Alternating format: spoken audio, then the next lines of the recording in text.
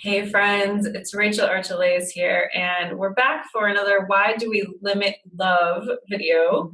And I have a guest today, something new for you. I just interviewed Sumaya for a different show, and we got on the topic of Islam and how that's really, a lot of stuff is really out of bounds. People have misconceptions. A lot of people are directing hate in that direction when really we're kind of missing the point of Islam. And Sumaya was a Sufi for a very long time, which is a mystical tradition in Islam. So she's going to tell us more about that and really kind of clean up the meaning of Islam and give us some more perspective on how they really focus on love. So Sumaya, take it away. Thank you so much for doing this. Thank you for giving me a chance to talk about this. It's a topic dear to my heart. The worse things get, the more I feel a need to share what I understand. As a Sufi of 16 years, my spiritual teacher was a Sufi master from Jerusalem. So he lived in one of the world's biggest trouble spots, for a long time. The Jerusalem has been fought for between Muslims, Christians, and Jews forever. Down through history. And so he kind of represents that interesting crossroads. And as his student, I guess some of that came to me. And because I'm a Sufi Muslim, I have a different slant on Islam, because the Sufi tradition, in the way that I experienced it, was really based on divine love. And what are all the ways that God is divine love, but we constantly turn away from divine love, and how to clear up and let go of all the obstacles to divine love, which means really doing a very thorough house cleaning on yourself. And that's sort of the essence of the Sufi path. That's the 10-second version. Nice. So it's surprising to me to see that just the opposite course is being viewed out in the world. It's not surprising. I meant it's saddening for me to see that people are portraying Muslims as being full of hate when actually the tradition is about love. And you were mentioning that, just a tiny sliver of people are kind of ruining the perception for the whole religion. Yes. And that happens in everything, right? Yes. So what is like the typical belief system or the typical day like for an average Muslim? Is there something like that, or does it really vary just like Christianity? Well, within Islam, just like in Christianity or Judaism or any big religion, Buddhism, it's big, and there are a lot of people in a lot of countries. And when those religions went to those different countries, it kind of took on the flavor of that country. So American Muslims sort of have a different quality about them than, let's say, someone from Pakistan or Afghanistan. I've prayed at mosques. I've been around the world, and I've done a lot of praying in a lot of different places. And ultimately, when we do the 5 times a day prayer together, it's the same prayer. And I went on Hajj, which is the once-in-a-lifetime pilgrimage that Muslims make. It's part of the religion to make Hajj. And it's going to Mecca, which is in Saudi Arabia. And there is a whole set of rituals you do together. So here you have 3 million people all trying to do the same thing at the same time. But the Saudis are terribly organized, and it all sort of works. So I did that. And again, I met Muslims from China, Muslims from Malaysia, Muslims from every country you can imagine. All over Europe, I met Muslims. And when we prayed together, it was the same prayer. That's beautiful. Yeah. We pray in Arabic, so that's the international language for Muslims to pray together, as you pray in Arabic. But the prayers, the motions of the prayer, the standing, the bowing, the kneeling, it was all the same. And it was a very powerful experience to be with that many people and pray together. And So those are the Muslims that I know. Now, the terrorists are a tiny fraction, and they don't represent mainstream Islam at all. And one of the things that people don't understand is that how can these people say they're Muslims if they're doing these terrible things? Like bombing, suicide bombing is a big one. Now, that's strictly forbidden in the Koran to commit suicide. As it is in almost every major religion I know, suicide is strictly forbidden. And there have been twisted statements. Well, the Prophet said this, the Prophet Muhammad said that, but really, when you look at the deeper, when you study the statements, he didn't say it was okay to commit suicide as an act of war. He didn't say that. And other things such as waging war on a people. Okay, there are rules about war.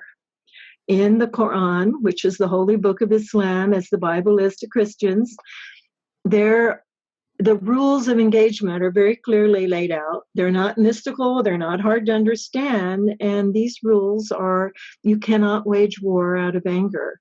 You cannot wage war to grab land, to take property or land. You cannot wage war in such a way that harms non-combatants. Now that's the big one. No harming of non-combatants, especially women and children and the elderly. So like consent only amongst those, right? So like, yes. if you want to go to war, you can go to war, but leave everybody else out of it. Yeah. Fight the people on the battlefields. And, it's pretty hard to have a war where there isn't some, what we call collateral damage these days. But in general, there's the battlefield and the armies fight on the battlefield. And sometimes citizens get hurt, but they're not the target. But in the way that the terrorists are doing this, the citizens are the target. We are the non-combatants, and we are the target. So that's strictly forbidden. And many people don't understand that all the laws of Islam are being violated by what they're doing. The stoning of, I read a horrible article about, I forget now the country, I think it was in Syria where this happened, where a woman was stoned for adultery. Well, the way they went about that broke every law, because adultery is considered completely wrong in Islam, as it is in Christianity and other traditions, and there is a penalty for adultery. However, you cannot accuse somebody of adultery unless you actually saw the act. And there have to be 4 witnesses to see the act. Well, when does that ever happen, right? Unless you're like peeking in the window, you can't see it. So to accuse somebody falsely of adultery means that the accusers themselves suffer the penalty that the adulterous person would have suffered. So how could this woman have been, they didn't follow any of that due process. It was clear from the article I read that people just said, well, she's an adulteress, and they stoned her to death. And it was this big newspaper article about it. But Islam is all about having a just society. And there are a lot of rules, a huge body of rules about how to have a just society. And none of that is being followed by the terrorists. And what about like governments? Like a lot of, and I'm very ignorant on all this, so please bear with me, but we look at the Middle East, and there are a lot of governments that have a lot of rules about what women can do and women can't do, and drink and smoke, and right. So like, how does that fit into that? Because I think a lot of people in America, we just generalize and we look, they're so backwards, or whatever words come out, whatever judgments. But how does that play into the actual religion itself? Well, this is a deep one, and it's a controversial topic. So I might as well just dive in, right? I might as well dive in. So in the early days, the Prophet Muhammad, he his wives were being sort of, people would try to talk to them as a way of getting an ear with him. So they wherever they went, people would grab them and say, oh, tell him this, tell him that. And, or they were often young and beautiful, and men could have multiple wives back then. It was part of the okay thing. And they would be sought after because they were young and beautiful in some cases, which would be a really bad thing because he was a prophet. You can't have somebody, coming after your wife in a sexual way. It's highly inappropriate for any marriage. So the women were told to wear veils. And that's a verse in the Koran. When the Koran was revealed to the Prophet Muhammad piecemeal over a period of 23 years in bits and pieces, one of the pieces at this time was have them wear veils to cover themselves. And so what happened is other women said, oh, well, the Prophet's wives are wearing these veils. We want to wear them too, because it was a privilege. So women started wearing veils. Now, there is a big disagreement. Some fundamentalists will say that verse in the Quran means all women had to wear veils. But many more progressive, modern people say, no, that's not how the verse is interpreted. So that's the controversy.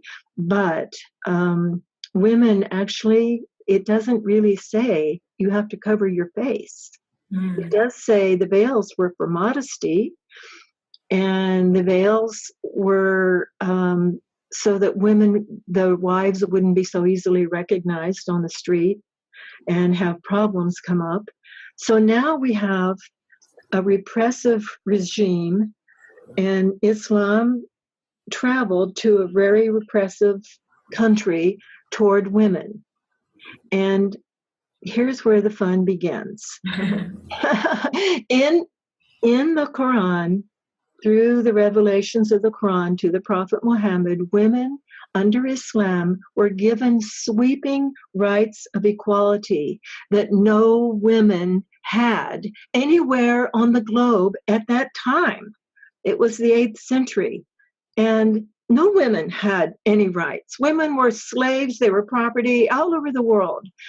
And women were given these sweeping rights of equality, the right to have a divorce, the right to inherit money, the right, so on and on. And it was a patriarchal social system all over the world. So the men around the Prophet Muhammad said, we can't handle this. We love you. We go along with everything else you're teaching us. It's great. We love God, and we can't hack this. This whole thing about women having equal rights. So when Islam went to other countries in the Middle East, people picked and chose what they wanted. And the part about equal rights toward women got lost somewhere along the way, even though it's on the Quran, and anyone who reads the Quran can see it. There are a number of chapters and verses that, had I prepared for this, I would have quoted them. Right, yeah. People can look at them, but I can supply those where it actually gives these rights, and they're not really ambiguous at all. So this is what happened. The patriarchal systems, the men who were in charge said, we're not having any of this, but we'll take the rest of Islam. So it spread all over the world, and this is part of what happened. And so now we have very extreme cultures like the Saudis, which are the most repressive and have taken away all the rights that the women have under Islam. But they belong to Wahhabism. It's a sect. It's a very specific sect of Islam. And then there are Malaysia, where it's totally different. There's, women are high up in politics. Women have very responsible positions in Malaysia. I have Malaysian Muslim friends. They wear very colorful veils, They don't wear black. They don't cover their faces. And so that's a place where the culture is different, more open toward women. And so it's like that everywhere you go. Women make decisions about, do I wear the veil? Do I wear the niqab across the face, what do I wear? And we all have to decide for ourselves and interpret those teachings for ourselves. I chose never to wear the veil. Mm-hmm. I don't like wearing hats. I don't like wearing scarves. The veil drove me insane. So when I was on that path, I didn't wear it. So this is kind of what happened, and why you have Middle Eastern countries being appearing to be more repressive toward women, but they're not following the Koran. Mm-hmm. They're not following. So that's not an Islamic thing. It's just a cultural thing. Cultural, yes. So much of what happened in the Middle East was the culture blending with the religion. And the patriarchal parts stayed very firmly in place, unfortunately. Yeah. Well, honestly, I mean, that makes so much sense. And I'm really glad that you've explained that, because I've never heard that before. And yes. whether you believe in religion is a good thing or not, I mean, I feel like this really lifts a lot of misconception over, the oppression that Islam is, I don't know, putting forth or suggesting or, promoting. It represents, yes. I didn't want to become a Muslim because of that until I learned, as a Sufi, I learned what it really was all about. And I educated myself, because I said, I can't take part in this religion. I like the whole divine love thing, right. But I don't like all this other stuff. And that's how I began to learn about it. So that's my 10-second version of.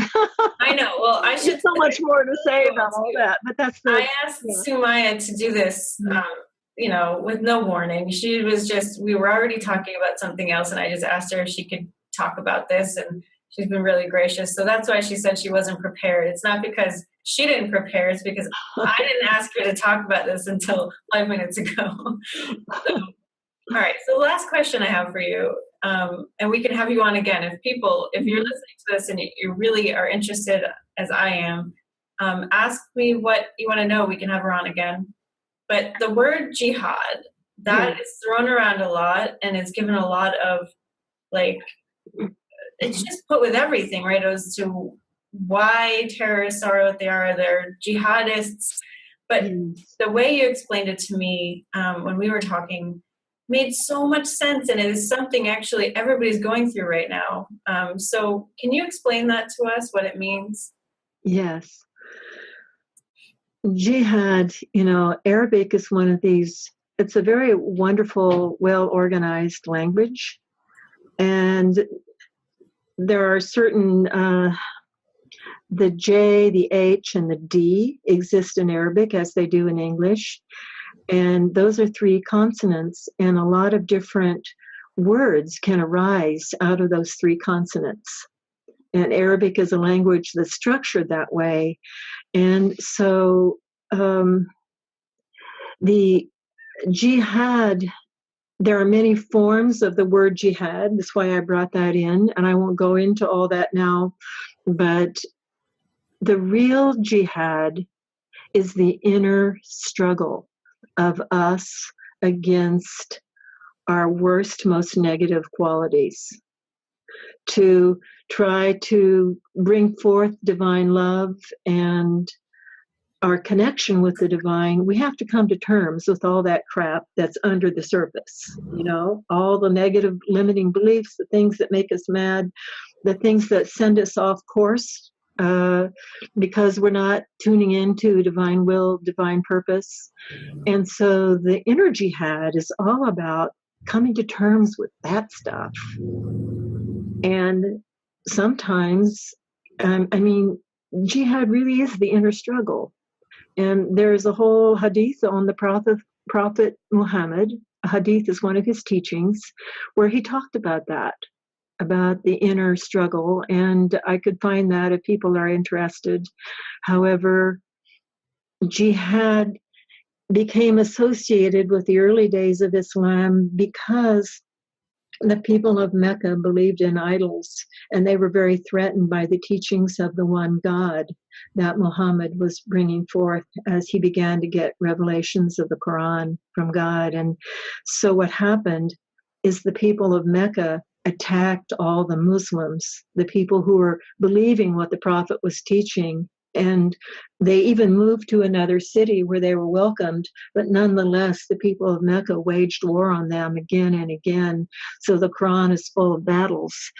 But these were battles where the Muslims had to defend themselves. That's one of the rules. You can't make war. You can defend yourself. You can defend your life. But you cannot make war on somebody as an aggressor. And so they defended themselves. So war became associated with the early days of Islam because of that, because of what happened. And finally, the people of Mecca gave up and they surrendered, and not a drop of blood was shed, and the cities were united.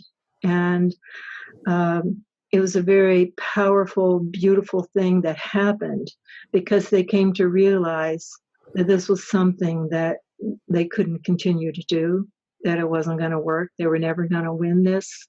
They lost battle after battle. And so when all of that was over with, that's when the Prophet said, now the real jihad begins. It sounds like shadow work. Yeah, very much like shadow work. That's a great modern term that very much explains what it is. Yes. He was very well aware that if you're occupied out there with the sword, that's one thing. You're not doing your inner work, because we're always at war with ourselves. We're often at war with God, In fact, most spiritual practitioners, I would say, are consciously aware that they're at war with God. And so that war continues until love wins. And that's what our that's what our spiritual path is all about. Yeah, that's what this video series is all about too. Yeah. Why do we limit love, right? So yes. Perfect. All right, well, I know this is brief and it's probably not nearly everything that we could talk about on this subject, but thank you. And everyone, you can go to Sumaya's website, souldeepconfidence.com, and learn more about her and what she does. She's an amazing spiritual teacher, and I'm sure would be happy to field emails. I'm sure you have a contact us page there. If you have any questions, though, you can send them to me and I'll direct them to her, and we can even do another video. But thank you for watching, and share this with anyone you know might be interested. And thank you, Sumaya, for talking about this. It's really, really been educational. Thank you for giving me an opportunity. I loved it. Excellent. All right, guys. Thanks so much. I'll see you in another Why Do We Limit Love video very soon. Thank you so much for watching. If you're new to intuitive art and you've never done it with me, go to intuitiveartacademy.com for your free class. You'll learn how to have a conversation with your higher self in 3 easy steps. That's intuitiveartacademy.com. And if you're already a pro or you've done the free class and you want to learn more about creating abundance from your purpose, go to workyourpurpose.com and you'll watch a free video series all about what it takes to create a purposeful income from doing what you love. All right, enjoy, and I will see you later. Bye-bye.